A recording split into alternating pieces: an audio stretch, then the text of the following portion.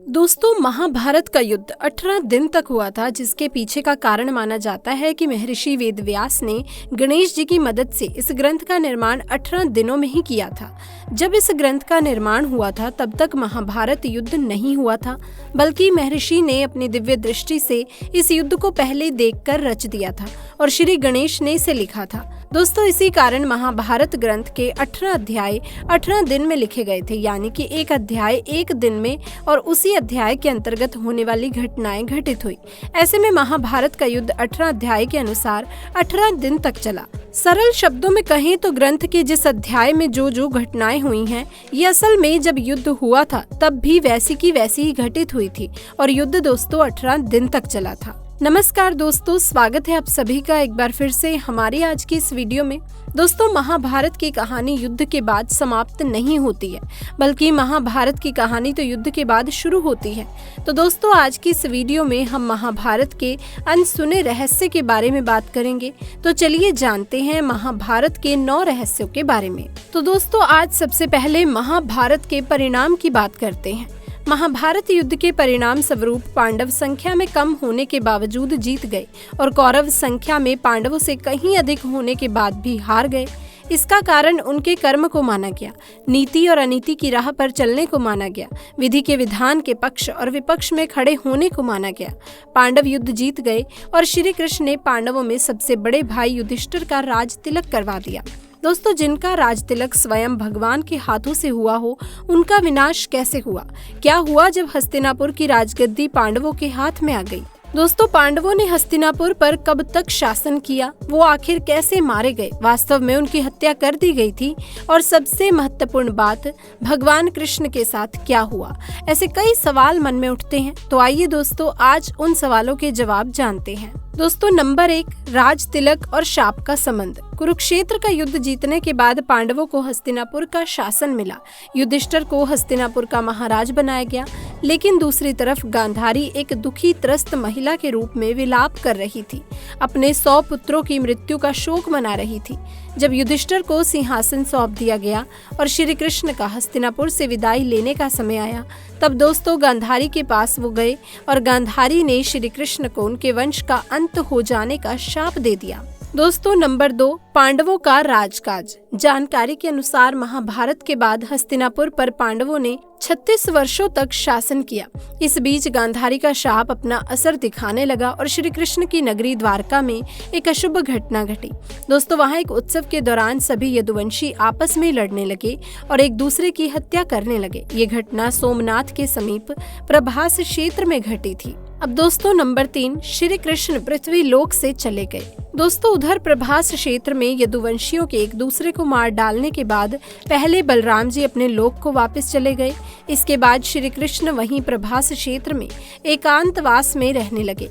एक दिन वो ध्यानावस्था में एक वृक्ष के नीचे बैठे थे। तभी दोस्तों, जरा नाम के एक शिकारी ने गलती से उनके पैर में तीर मार दिया और श्री कृष्ण ने वो मानव देह त्याग दी। भगवान कृष्ण के बैकुंठ लौट जाने के बाद देव ऋषि वेदव्यास ने अर्जुन को बताया कि श्री कृष्ण और उनके भाइयों का जीवन समाप्त हो गया है और वो अपने अपने लोक को चले गए हैं। नंबर 4, गांधारी के 99 पुत्र थे, तो कौरव 100 कैसे कहलाए?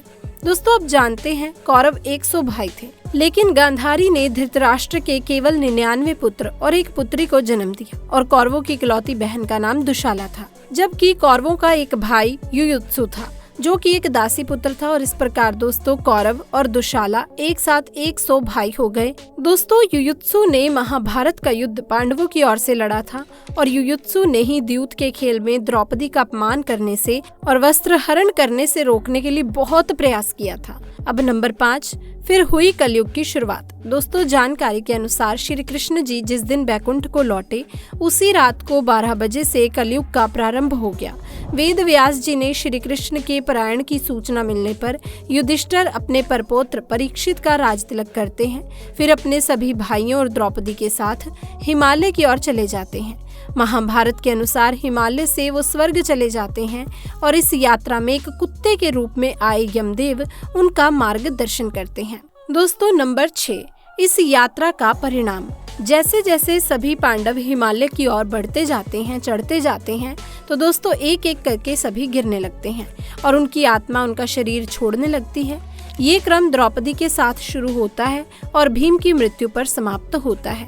उनकी मृत्यु के कारण उनकी इच्छाओं, आकांक्षाओं और उनके गर्व के कारण होने वाली परेशानियों से जुड़े हैं। केवल युधिष्ठिर ही थे जिन्होंने किसी भी चीज पर गर्व नहीं किया।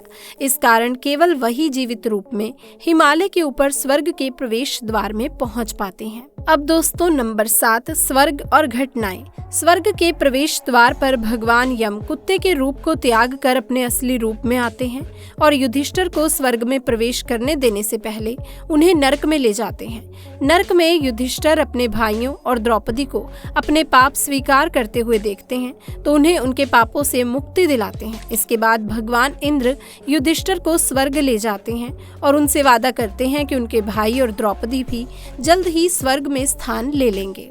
अब दोस्तों नंबर 8, क्या सच में महर्षि वेदव्यास महाभारत के लेखक हैं? दोस्तों अब मैं आपसे एक सवाल पूछती हूँ कि महाभारत की किताब किसने लिखी? मुझे पता है कि आपका जवाब होगा महर्षि वेदव्यास ने, लेकिन मैं आपको बता दूं कि ये अधूरा सच है। अब आप पूछेंगे कि क्यों? तो दोस्तों आपको बता दूं कि महर्षि वेदव्यास ने महाभारत की कथा को सिर्फ बोला था, जबकि महाभारत का लेखन महादेव और पार्वती के पुत्र गणपति ने किया था। मित्रों, वेद व्यास कोई नाम नहीं है बल्कि एक उपाधि है जो वेदों के ज्ञान रखने वाले लोगों को दी जाती है। कृष्ण द्वैपायन से पहले 27 वेद व्यास हो चुके हैं, जबकि वो स्वयं 28वें वेद व्यास थे, इसीलिए उनका नाम कृष्ण द्वैपायन था। दोस्तों वो महाभारत में घटनाओं के साक्षी रहे हैं, क्योंकि हस्तिनापुर की तमाम घटनाओं की सूचना उन्हीं तक पहुंचती थी और वो उन घटनाओं पर अपनी सलाह भी देते थे। जब भी संघर्ष और संकट की स्थिति होती, माता सत्यवती उनके साथ चर्चा करने के लिए उनके आश्रम में पहुंच जाती, तो कभी हस्तिनापुर के राज्य भवन में उन्हें आमंत्रित कर लेती थी। अब दोस्तों नंबर 9, द्रोणाचार्य का जन्म। ये तो हम सभी जानते हैं कि गुरु द्रोणाचार्य कौरवों और पांडवों के गुरु थे। गुरु द्रोण महर्षि भारद्वाज के पुत्र थे। महर्षि भारद्वाज एक महान वैज्ञानिक, चिकित्सक, वेदा और बहुत बड़े विद्वान थे। एक समय की बात है कि महर्षि भारद्वाज अपने दिनचर्या के अनुसार गंगा नदी में स्नान करने के लिए जा रहे थे। उसी समय धिताची नामक अप्सरा केवल एक पारदर्शी वस्त्र पहने हुए गंगा जी में स्नान कर रही थी। इतनी सुंदर और कामिनी अप्सरा को देखकर महर्षि भारद्वाज उत्तेजित हो गए और दोस्तों उनका अवांछित वीर्यपात हो गया। उस समय वीर्य को न केवल जीवन के बीज रूप के रूप में माना जाता था, बल्कि दूसरे शब्दों में पुरुष का वीर्य एक अति तेजस्वी और बलशाली संतान को जन्म देने में समर्थ था। दोस्तों महर्षि भारद्वाज ने इस वीर्य को व्यर्थ जाने देना उचित नहीं समझा। उन्होंने उस वीर्य को एक पत्ते के दोने पर रखा, जिससे एक पुत्र जन्मा, द्रोण, यानी दोने से उत्पन्न होने के कारण उनका नाम द्रोणाचार्य पड़ा। तो दोस्तों हम ये कह सकते हैं कि गुरु द्रोणाचार्य पहले टेस्ट ट्यूब बेबी थे, जिसे साइंटिस्ट अपनी बहुत बड़ी उपलब्धि मानते हैं। दोस्तों ये तो हुए 9 रहस्य, लेकिन इसके अलावा महाभारत में और भी कहानियां पाई जाती हैं। आइए जान लेते हैं उनके बारे में। तो दोस्तों आखिर क्या है अश्वत्थामा के आज तक जिंदा होने के पीछे की असली वजह? दोस्तों इसके पीछे एक बहुत बड़ी वजह है। बहुत से लोगों को लगता है कि अश्वत्थामा को अभी भी जीवित मानना एक अंधविश्वास है, क्योंकि अगर कोई व्यक्ति 5000 साल पहले पैदा हुआ हो तो वो आज तक जिंदा कैसे हो सकता है? दोस्तों इस तरह के तर्क वही व्यक्ति कर सकता है जिसे ईश्वर पर या उनकी वाणी पर विश्वास नहीं। अश्वत्थामा के आज तक जीवित रहने का रहस्य है क्योंकि भगवान श्री कृष्ण ने उन्हें महाभारत के युद्ध में युगों तक भटकने का श्राप दे दिया था। और दोस्तों अश्वत्थामा के जीवित रहने का उद्देश्य ये है कि जब कलयुग के अंत में भगवान कल्कि अवतार लेंगे, तब दोस्तों अश्वत्थामा उनका साथ देंगे। अश्वत्थामा युगों से भगवान कल्कि की प्रतीक्षा कर रहे हैं। अश्वत्थामा के अलावा 6 महापुरुष और हैं जो कलयुग के अंत में धर्म की स्थापना में भगवान कल्कि के साथ होंगे, अर्थात वो इस कलयुग में सतयुग, त्रेता युग, द्वापर युग से अब तक जीवित हैं और वो सभी 8 सिद्धियों से और दैव्य शक्तियों से संपन्न हैं। लेकिन ये महान दिव्य पुरुष किसी नियम या वचन से बंधे हैं और हम मनुष्य की तरह वो भी आज इस कलयुग में रह रहे हैं। दोस्तों भगवान विष्णु के कल्कि अवतार द्वारा मोक्ष प्राप्त करने की वो प्रतीक्षा कर रहे हैं। अब दोस्तों बात करते हैं महाभारत में परमाणु बम। महाभारत के समय भी परमाणु बम हुआ करते थे, तब शायद उन्हें ब्रह्मास्त्र के नाम से जाना जाता था। जब मोहनजोदड़ो की खुदाई की गई तो उसमें कुछ कंकाल मिले थे जिनमें विकिरण का प्रभाव था। अब दोस्तों सवाल ये उठता है कि क्या ब्रह्मास्त्र जो उस समय इतना विस्फोटक था वही परमाणु बम था, क्योंकि पुराणों में ऐसे प्रमाण मिलते हैं कि जब भी ब्रह्मास्त्र का प्रयोग किया जाता था तो पूरे ब्रह्मांड में एक तेज गर्जना सुनाई देती थी। हजारों उल्कापिंड आकाश से गिरने लगते थे, आकाश जल जाता था, ऐसा लगता था कि पृथ्वी पर भयानक भूकंप आया है। हवा तेज गति से बहने लगती थी।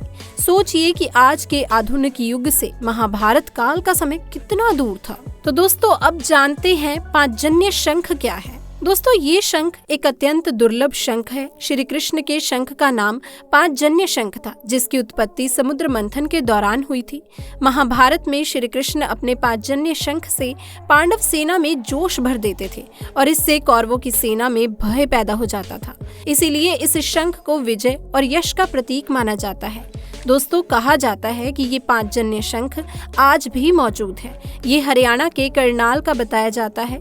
कहा यह भी जाता है कि इसे करनाल से 15 किलोमीटर पश्चिम में और कछवा और बहलोलपुर गांव के पास पराशर ऋषि के आश्रम में रखा गया था, जहां से ये चोरी हो गया था। मान्यता के अनुसार महाभारत युद्ध के बाद भगवान कृष्ण ने अपना पांचजन्य शंख पराशर ऋषि के मंदिर में रखा था।